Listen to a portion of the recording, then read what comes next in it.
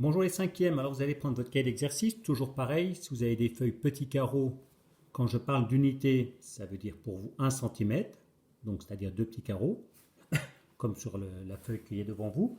Ceux qui ont des feuilles gros carreaux, quand je parle d'unité, c'est un gros carreau. Alors vous notez, calcule l'aire grand A du quadrilatère ci-dessous. Alors vous allez faire exactement le même dessin que moi, vous allez tracer un segment horizontal de 5 unités.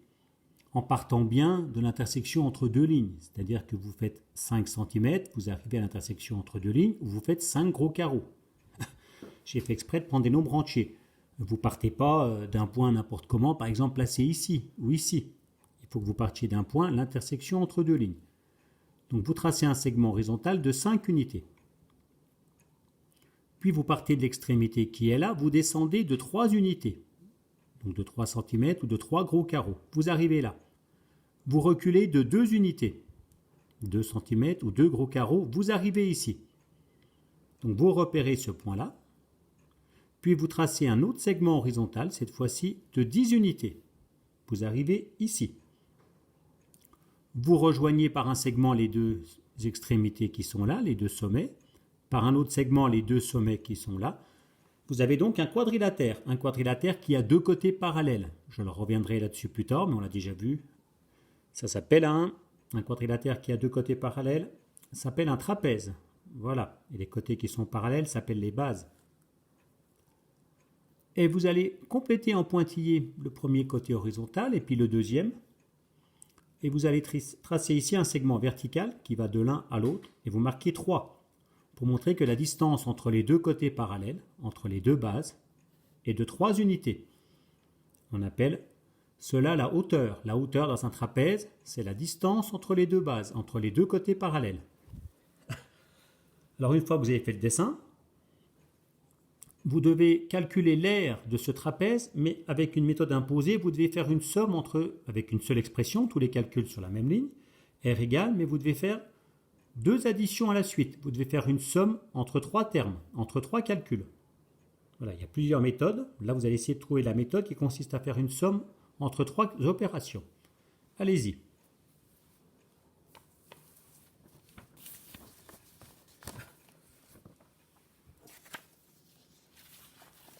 Alors, pour faire la méthode qui consiste à faire une somme, il va falloir découper votre trapèze, votre quadrilatère. Quand il faut calculer l'aire d'une figure, et on n'a pas de formule, on ne sait pas comment faire pour calculer l'aire de cette figure, on procède avec une espèce de puzzle, une forme de découpage, comme on a déjà vu d'ailleurs.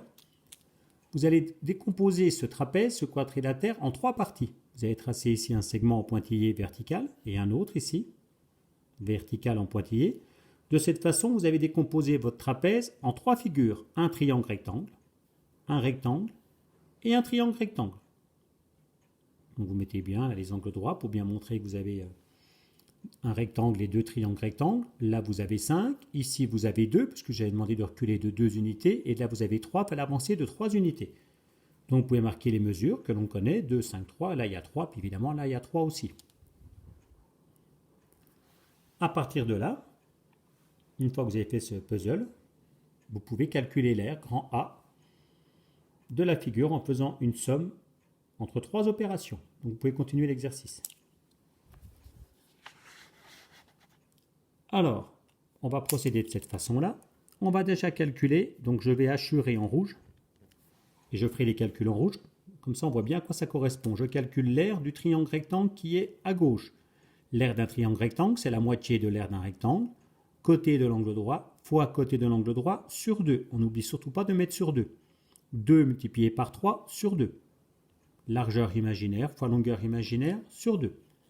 Plus, ensuite, on va calculer l'aire du rectangle. Donc, on hachure en bleu, je fais les calculs en bleu. L'aire d'un rectangle, largeur multipliée par longueur, 3 multiplié par 5. Plus, cette fois-ci, on va calculer l'aire du triangle rectangle qui est à droite. Je vais hachurer en vert, faire les calculs en vert. Donc, côté de l'angle droit fois côté de l'angle droit sur 2. C'est la moitié de l'aire de ce rectangle. D'ailleurs, ce rectangle, c'est un rectangle particulier. C'est un carré, puisque longueur égale largeur égale 3. Donc l'aire de ce triangle rectangle isocèle, c'est la moitié de l'aire d'un carré. On fait 3 fois 3 sur 2, ne pas oublier le sur 2. Il reste à finir les calculs. Bon, une petite remarque, 2 multiplié par 3 sur 2, on peut simplifier par 2, ça fait 3. Ensuite, 3 multiplié par 5, ça fait 15. Ensuite, 3 multiplié par 3 sur 2, et bien 3 fois 3, 9, et la moitié de 9, 4,5. On finit les calculs, et on trouve 22,5. Voilà, vous prenez la correction.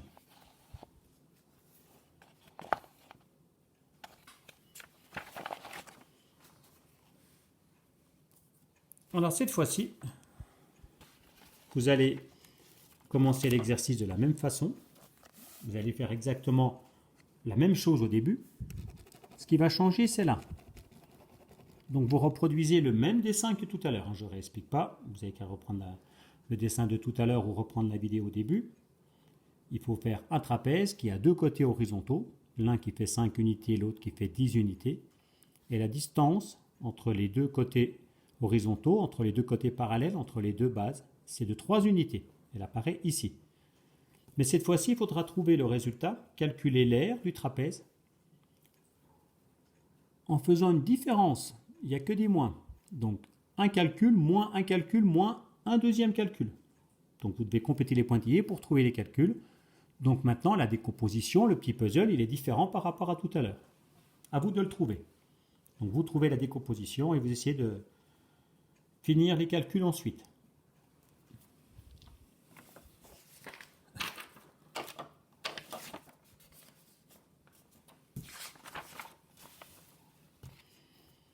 Alors cette fois-ci, il fallait faire un peu comme quand un exercice que je vous avais donné avant les vacances, si mes souvenirs sont bons. Il fallait trouver l'aire d'un quadrilatère, ou tout récemment, je vais faire un petit peu, l'aire d'un quadrilatère quelconque. On l'avait encadré par un grand rectangle. Il fallait faire l'aire du grand rectangle et enlever l'aire du triangle rectangle qui était en haut à droite. Il fallait enlever l'aire du triangle rectangle qui était en haut à gauche, l'aire du triangle rectangle qui était en bas à gauche et l'aire du triangle rectangle qui était en bas à droite. Là, c'est un petit peu le même principe, sauf que c'est plus simple. Au lieu de faire des triangles rectangles à l'intérieur, comme tout à l'heure, je les ai fait à l'extérieur, en pointillé.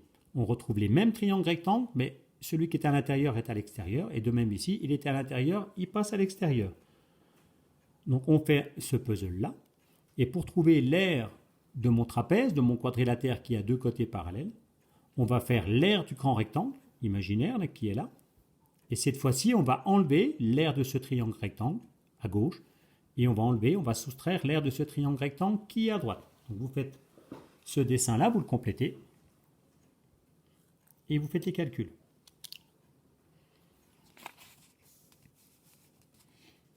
Alors, si je veux trouver l'aire du grand rectangle, qui est là, longueur multipliée par largeur, 10 multiplié par 3. Cette fois-ci, je vais enlever les parties qui sont en trop. Donc, je vais soustraire, je vais enlever l'aire du triangle rectangle qui est en rouge, moins 3 multiplié par 2 sur 2. Et je vais aussi enlever, soustraire, l'autre partie qui est en trop, l'aire du triangle rectangle qui est en vert, côté de l'angle droit fois côté de l'angle droit sur 2. Je finis les calculs. Multiplication prioritaire. 10 multiplié par 3, ça fait 30. 3 multiplié par 2 sur 2, on peut simplifier par 2. Ça fait 3. Et 3 fois 3, 9, divisé par 2, 4,5. Pour finir ce calcul-là, on a une somme avec plusieurs nombres. Je fais la somme des positifs, il est tout seul. La somme des négatifs, j'ai perdu 3 euros, j'ai perdu 4,5 euros. En tout, j'ai perdu 7,5 euros. On fait la somme des pertes. Et 30 moins 7,5, on retrouve 22,5. Évidemment, le même résultat que tout à l'heure. Voilà, vous prenez la correction.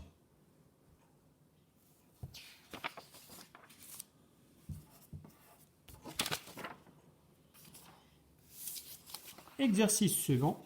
Cette fois-ci, vous avez marqué unité de centimètre. Que vous ayez des feuilles petits carreaux ou gros carreaux, ça n'a aucune importance. On prendra tous comme unité de centimètre. Vous avez marqué calcule l'aire grand A du quadrilatère ci-dessous. Là encore, c'est un trapèze. Vous allez faire n'importe où, en suivant une ligne du cahier, mais vous partez de n'importe où. Là, vous n'êtes pas obligé de partir de l'intersection entre deux lignes. Vous partez de n'importe où. Alors, vous partez de n'importe où et horizontalement, vous tracez un segment de 4 cm.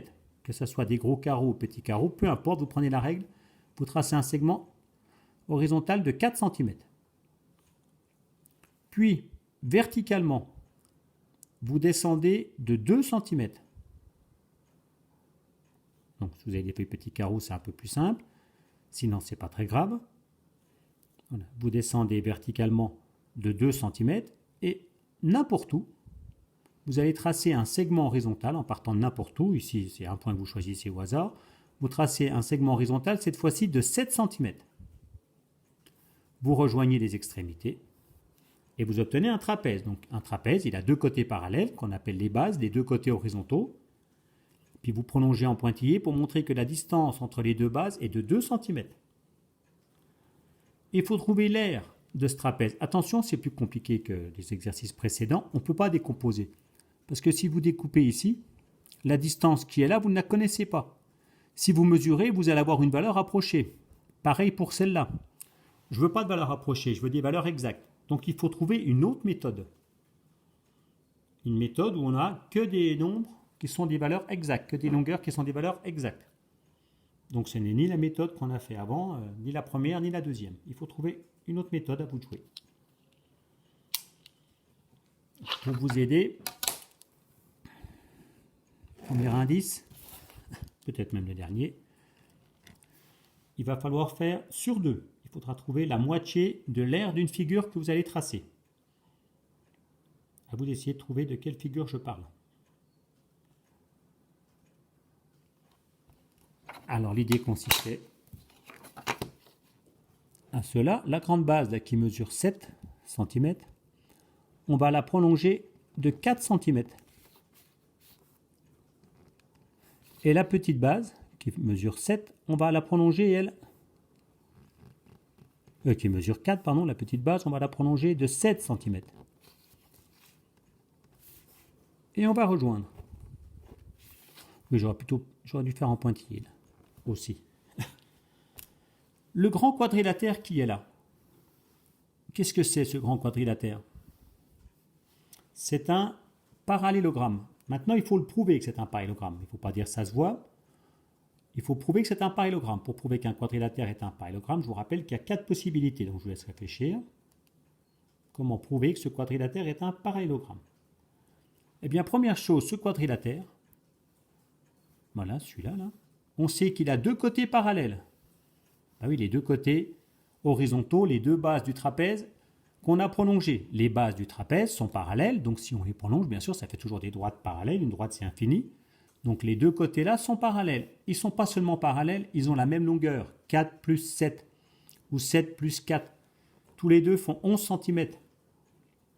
Un quadrilatère qui a deux côtés qui sont à la fois parallèles et de même longueur, c'est un parallélogramme. Le trapèze qui est là, on le retrouve ici. Ça veut dire que dans mon parallélogramme, j'ai deux trapèzes à l'intérieur identiques. L'aire du parallélogramme, c'est donc le double de l'aire du trapèze. Moralité, l'aire du trapèze, c'est la moitié de l'aire du parallélogramme virtuel.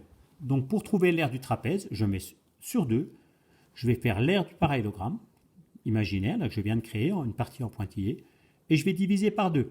L'aire d'un parallélogramme, c'est côté fois hauteur. Qu'est-ce que je vais prendre comme côté? Je vais prendre celui-là. Il mesure 7 plus 4. Bon, je peux faire le calcul directement ou pour bien comprendre, l'écrire. Je fais 7 plus 4. Je vais l'écrire ici. Donc côté multiplié par la hauteur relative. La hauteur relative, c'est la distance qui sépare les deux côtés parallèles. C'est donc 2 cm. Fois 2 en haut, fois 2 en bas, on peut simplifier par 2. 7 plus 4, 11. L'aire de mon trapèze fait 11 cm². Vous notez ça et vous prenez votre cahier de cours, une fois que vous avez pris la correction.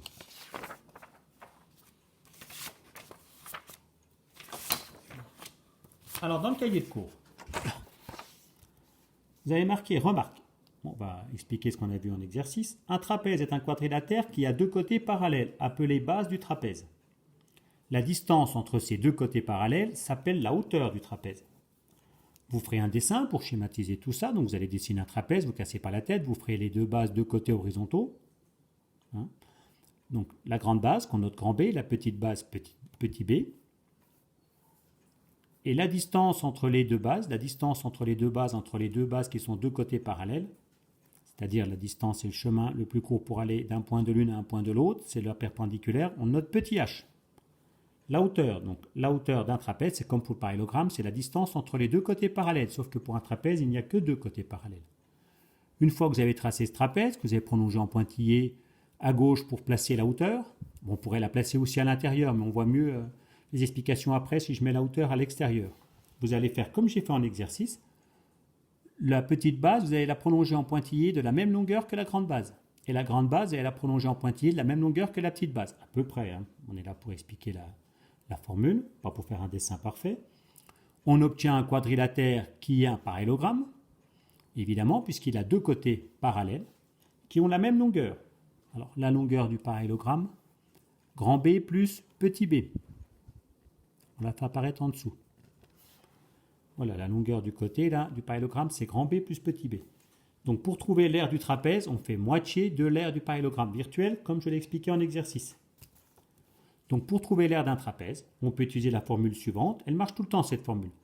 C'est son intérêt. Les autres méthodes qu'on a vues en exercice, elles ne marchent que si je connais la distance qui est là, puis si je connais celle-là, ce qui n'est pas toujours le cas.